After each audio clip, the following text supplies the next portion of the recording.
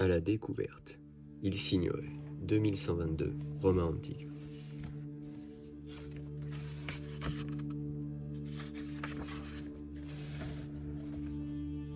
Terre. En 2122, Roma Antica. La guerre a changé le monde. Le luxe l'a racheté. La famille, elle, n'a jamais disparu. Archivio Nero, Codex des familles, chapitre 1, ligne 38. En l'an 2064, l'humanité céda à sa propre paresse. La révolution cybernétique fit plus que changer le monde, elle le remplaça. Tout devint automatique. Les usines tombèrent sans ouvriers. Les guerres se firent sans soldats, et même l'amour se fit sans contact. Les cyborgs domestiques s'infiltrèrent dans chaque foyer.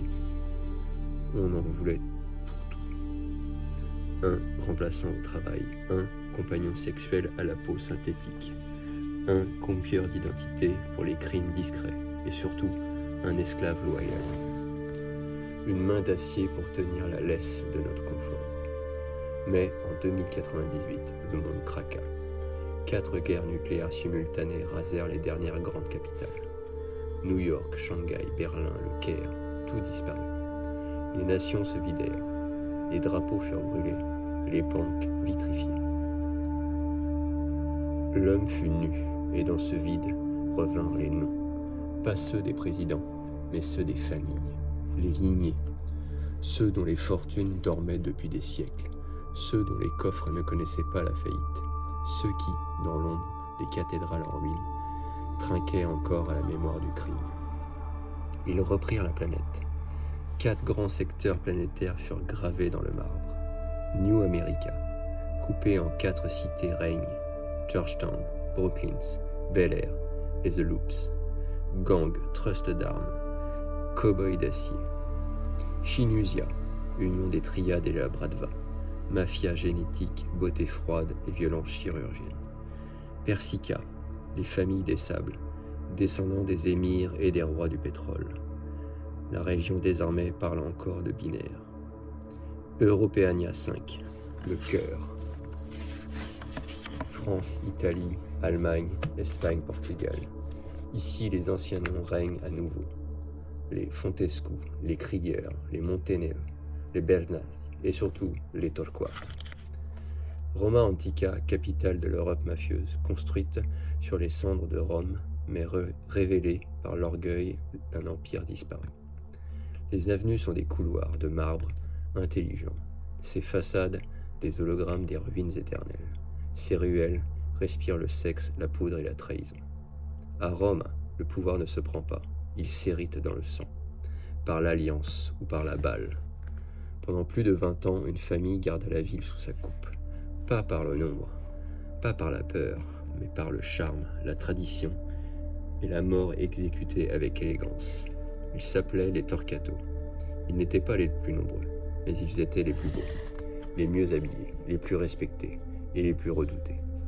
Le parrain, Dario Torquato, siégeait dans un palais suspendu aux colonnades antiques rehaussées de fibres de carbone. À ses côtés, sa femme, Victoria, la voix la plus crainte du conseil. Leur fils aîné, Giovanni, poète tueur, et Bastiano, le plus jeune, le pistolero, qu'on appelait partout il Signore.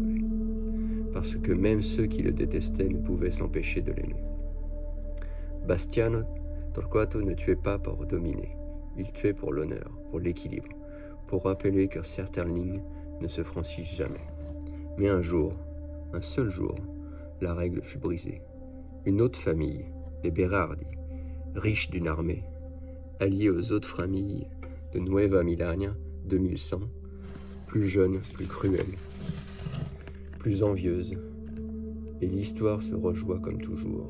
Un soir de fête, une pluie fine, un dernier baiser, et la mort entra à la porte d'or du Palazzo Torquato. La suite appartient aux cendres, mais il Signore, lui, n'a pas brûlé. Il a été retrouvé, brisé mais vivant, par le dernier des loyaux, Carmine, un vieux cyborg domestique, reproduction parfaite de l'arrière-grand-père. Plus qu'un serviteur, une mémoire vivante, il le cacha, le soigna, et pendant 10 ans, Bastiano Torquato se tue. Mais aujourd'hui, en l'an 2122, Le bruit de ses pas revient dans les ruelles de Rome. Il revient, il est vivant. Il a tout perdu, et il n'a rien oublié. On raconte ça, mais on ne sait jamais su comment ni pourquoi ce soir-là, le sang a replacé les alliances. Ce qui suit est ce que seul Carmine a vu, ce que seul Bastiano a survécu. On connaît l'histoire, mais personne n'a entendu les cris, personne sauf lui. Et maintenant, pour la première fois, il est prêt à raconter.